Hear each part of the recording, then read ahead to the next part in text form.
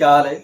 मैं BWC वाला, आपका हम सबका ब्यूटीफुल चैनल BWC वाला ऑफिशियल। और आज हम बात करेंगे इंटरेस्टिंग से चैप्टर की, जिसको बोला जाता है लाइफ प्रोसेस। जैव प्रक्रम के बारे में बात करेंगे, जो क्लास 10th का बायोलॉजी जो सिलेबस है, बायोलॉजी के जो है उसका फर्स्ट चैप्टर है। और इसमें हम बात करेंगे कि ये लाइफ प्रोसेस हमारे जीवन में क्यों इम्पोर्टेंट है।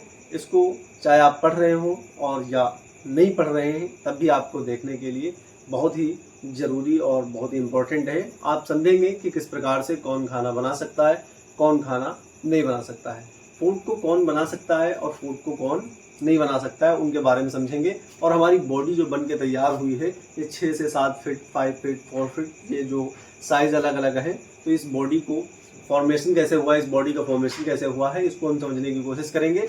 क्लास 10th की बायोलॉजी है, ज़्यादा इतनी टफ भी नहीं है कि कोई ग्रेजुएशन लेवल की हो या पोस्ट ग्रेजुएशन लेवल की हो, ऐसी कोई नहीं। क्लास 10th की बायोलॉजी है और इसको समझना आपके लिए इम्पोर्टेंट होना चाहिए। तो आइए हम बात करते हैं। सबसे पहले ये समझ लेते हैं कि आज हमारा टॉपिक कौन सा रहेगा और क्या इस टॉपिक के अंदर हम पढ़ेंगे।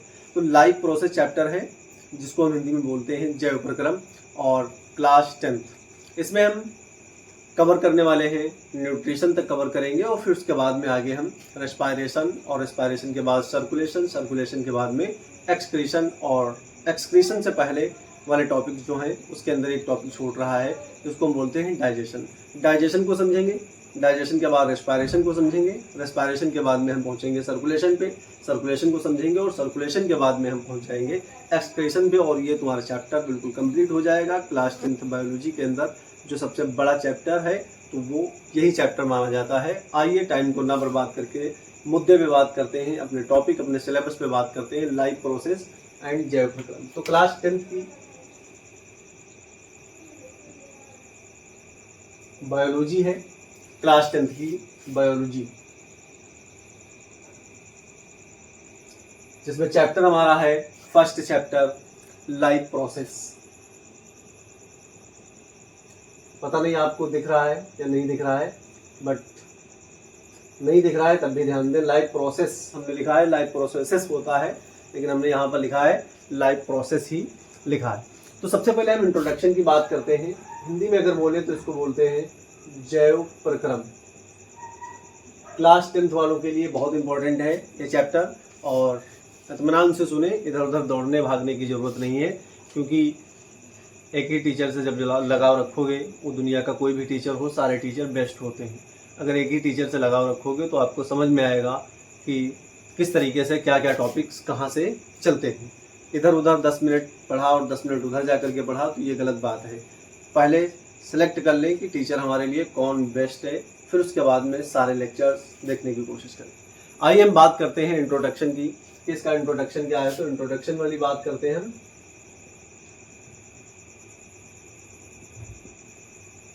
इंट्रोडक्शन में बात करते हैं लिविंग एंड नॉन लिविंग की, और ये बात तुमको क्लास 3 से क्लास 2 और क्लास 4, 5, 6, 7, 8 तक आपको बताई जा रही है कि जो लिविंग एंड नॉन लिविंग क्या होते हैं। तो मैं थोड़ी सी बात करूंगा यहाँ पर लिविंग और नॉन लिविंग के बारे में बात करता हूँ।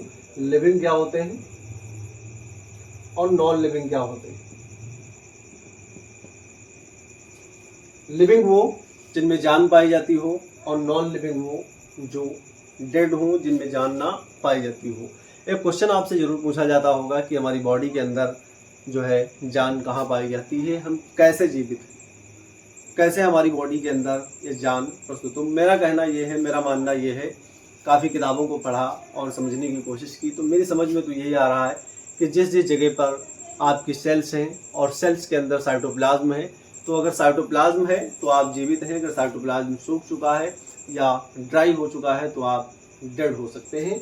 मेरा कहना है, ये अपना सेल्फ जो बताने की कोशिश कर रहा हूँ कि मेरा मानना है, बट बायोलॉजी के अंदर ऐसा कोई भी जो है फिलोसफर जो होते हैं, जो बहुत बड़े बड़े ज्ञानी होते हैं, उन्होंने अभी तक ये कंफर्म नहीं कर पाए हैं कि हमारी बॉडी में जान कहाँ पाई जाती है। तो लिविंग एंड नॉन लिविंग की अगर हम बात करते हैं तो क्या होते हैं। लिविंग वो होते हैं जिनमें जान पाई जाती है। जैसे एग्जांपल की बात करते हैं तो यहाँ पर हम लिख दें एनिमल, और दूसरे प्लांट्स। जितने एनिमल्स हैं वो लिविंग होते हैं, डेड वाले एनिमल्स नहीं। और जितने प्लांट्स हैं ये सब क्या होते हैं, लिविंग होते हैं। इसके अलावा अगर हम बात करें तो पहाड़ भी आते हैं। अब ये बात तो बड़ी अजीब हो गई कि पहाड़ भी जो है लिविंग है। और इसके अलावा दूसरी इंटरेस्टिंग बात, आकाश की बात की जाती है, आसमान की बात की जा रही है, क्या ये भी लिविंग है?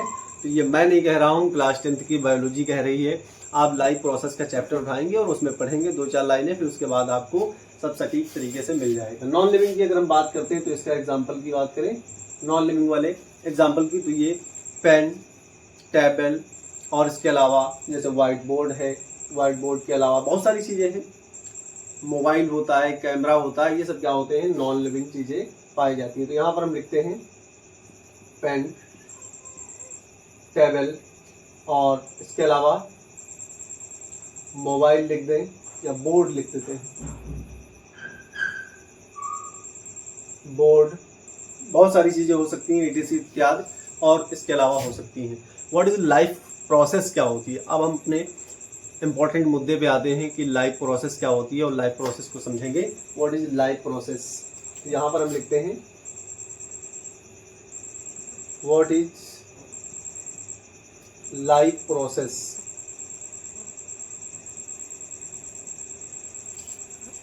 लाइफ प्रोसेस क्या होती है? लाइफ प्रोसेस को समझने के लिए एनिमल में परफेक्ट एवं पोटेंशियल स्ट्रक्चर, जो एनिमल होते हैं, एनिमल में परफेक्ट एंड पोटेंशियल,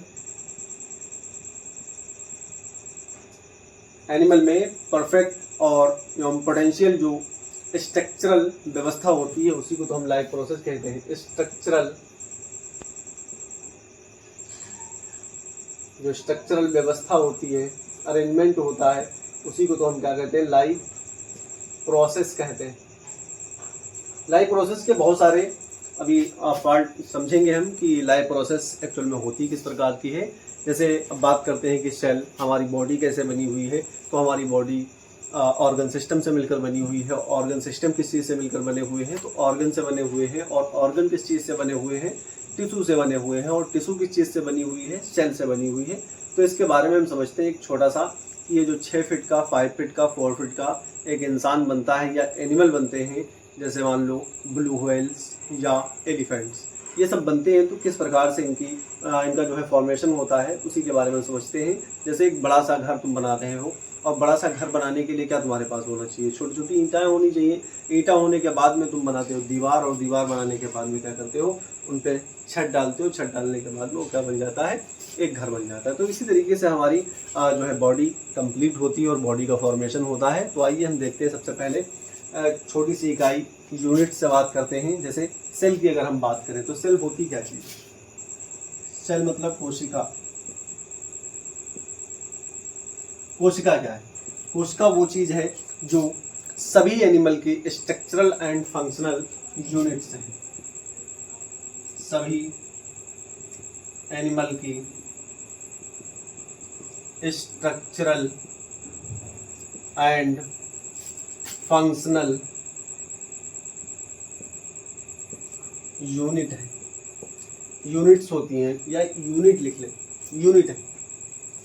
सभी एनिमल, जो जीवित एनिमल्स हैं या डेड एनिमल्स हैं, सभी की जो स्टार्टिंग होती है वो सेल से होती है। और सेल ही क्या होती है, चाहे कितनी बड़ी बॉडी हो, कितना बड़ा जो है प्रोडक्ट्स हो, उस सब की, प्रोडक्ट्स का मतलब जो एनिमल जीवित होते हैं उन्हीं की हम बात करते हैं। नॉन लिविंग की बात नहीं कर रहे हैं, जीवित वालों की बात कर रहे हैं। जो जीवित एनिमल हैं या ह्यूमन हैं या इसके अलावा प्लांट्स हैं, ये सब, इनका फॉर्मेशन जो होता है सेल से होता है। सेल सभी एनिमल के स्ट्रक्चरल एंड फंक्शनल यूनिट होती है। अब बॉडी का फॉर्मेशन किस प्रकार से होता है, ये बहुत इंपॉर्टेंट टॉपिक है कि हमारी बॉडी का जो है फॉर्मेशन किस प्रकार से होता है, शरीर का निर्माण। तो आइए हम समझते हैं एक छोटे से क्लिप के माध्यम से कि बॉडी का फॉर्मेशन किस प्रकार से होता है। मान लो हम सेल को लेते हैं, कोई एक सेल ले लिया या कोशिका। सेल के बाद में यहाँ पर हम लिखते हैं, सेल के बाद में हम टिश्यू तक पहुँचे। और एक बात ध्यान रखना है, प्लांट टिश्यू के आगे नहीं पहुँचे हैं। जितने भी प्लांट हैं वो टिश्यू तक ही सीमित रह गए, इसके आगे नहीं पहुँच पाए। लेकिन जो एनिमल है वो सेल से आगे टिश्यू तक पहुंचे और टिश्यू से ऑर्गन तक पहुंचे, ऑर्गन से ऑर्गन सिस्टम तक पहुंचे और ऑर्गन सिस्टम के बाद में कहाँ तक वो पहुंच गए, बॉडी को बना लिया, कंप्लीट बॉडी को। तो ध्यान रखिएगा, सेल और टिश्यू के बाद में ऑर्गन, ऑर्गन के बाद में ऑर्गन सिस्टम, ऑर्गन सिस्टम के बाद में ऑर्गेनिज्म, ऑर्गेनिज्म कह लें या बॉडी कह लें, बात एक ही होती है।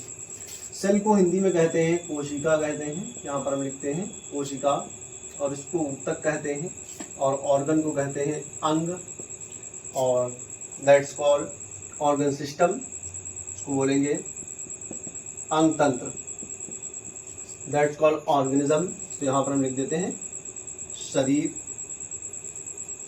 अब शरीर बन गया है, अंगतंत्र बन गए हैं, अंग बन गए, ऊतक बन गए, सेल बन गए। सबसे पहले यूनिट्स की बात की गई थी, कोशिका क्या है, सभी एनिमल के स्ट्रक्चरल एंड फंक्शनल यूनिट है। सेल की बात करते हैं, टिश्यू, ऑर्गन, ऑर्गन सिस्टम और ऑर्गेनिज्म बनता है। सेल को कोशिका, ऊतक, अंग, अंगतंत्र कहते हैं। इतना अगर समझ में आ गया है तो थोड़ा सा आगे बढ़ें, और आगे बढ़ने पर और इंटरेस्टिंग बात समझ में आएगी कि ये ऑर्गन सिस्टम क्या होते हैं, इनके बारे में हम बात करेंगे। तो अगर बोले तो यहीं पर हम बात कर लेते हैं कि ऑर्गन सिस्टम क्या होते हैं। ऑर्गन सिस्टम की बात करते हैं तो ऑर्गन सिस्टम कुछ इस प्रकार से लिखते हैं, ऑर्गन सिस्टम। ऑर्गन सिस्टम, ये जो ऑर्गन सिस्टम होते हैं ये क्या होते हैं, इनके बारे में हम समझेंगे। What is organ system? तो organ system, first organ system की बात करते हैं अगर हम, तो सबसे फर्स्ट वाला ऑर्गन सिस्टम जो होता है उसकी अगर हम बात करते हैं तो डाइजेशन लिखते हैं यहाँ पर, यानी कि डाइजेस्टिव सिस्टम या डाइजेशन लिख देते हैं। और दूसरे वाले की अगर हम बात करें तो यहाँ पर हम लिखेंगे रेस्पायरेशन, रेस्पायरेशन की बात करते हैं।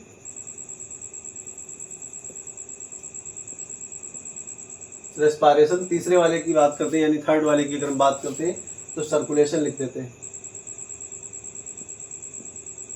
सर्कुलेशन। फोर्थ वाले ऑर्गन सिस्टम की अगर हम बात करते हैं तो एक्सक्रीशन लिख देते हैं, एक्सक्रीशन। और 5 वाले की अगर हम बात करें तो इसको बोलते हैं रिप्रोडक्शन बोलते हैं। ये जो रिप्रोडक्शन वाला है, देखो डाइजेशन मतलब पाचन, रेस्पायरेशन मतलब श्वसन, सर्कुलेशन मतलब संवहन, एक्सक्रीशन मतलब उत्सर्जन, और रिप्रोडक्शन मतलब जनन।